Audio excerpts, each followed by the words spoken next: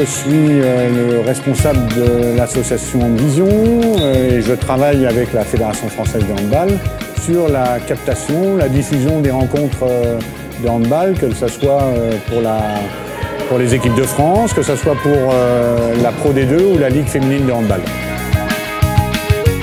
Notamment avec ce 450, j'ai la possibilité de sortir différents formats et même j'ai la possibilité d'enregistrer en temps réel pour un usage après coup les émissions, donc je n'ai plus besoin d'un magnétoscope comme on avait l'habitude d'avoir autrefois. Donc à la fois un moyen de sauvegarder les données, de les diffuser sur le web et puis aussi de les mettre à disposition en interne, soit pour le commentateur, soit sur un grand écran comme on fait à Bercy. On a aussi, et ça c'est les nouveautés du TriCaster, pas mal de moyens d'exporter les données dans des formats différents. Parce que forcément le web n'a pas les mêmes bandes passantes et les mêmes besoins.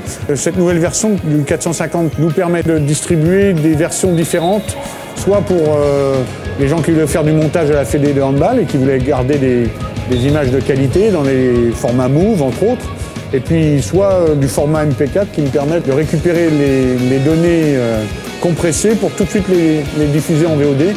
Ça aussi c'est un confort, c'est toujours un gain de temps et ça m'évitait de repasser par une compilation spécifique. Dans la mesure où on fait une captation HD, l'objectif c'est quand même d'avoir des logos propres. On utilise les outils internes du TriCaster pour faire tout ce qui est mise en page, tout ce qui est préparation de scoring par exemple. Lorsqu'on a des données qui viennent de l'extérieur, déposées en fichier texte notamment, et qui nous permettent sans que le réalisateur se pose de questions, il sait que l'information elle sera juste au moment où il va vouloir la diffuser. On a aussi cette obligation de savoir qui va être interviewé quand il y a des interviews. Il faut être réactif, et quand je dis réactif, parfois c'est j'ai préparé mon incruste et c'est au dernier moment, et alors que je suis en pleine émission, que je mets le nom de la personne qui est interviewée. L'avantage c'est que c'est faisable et que c'est facilement faisable.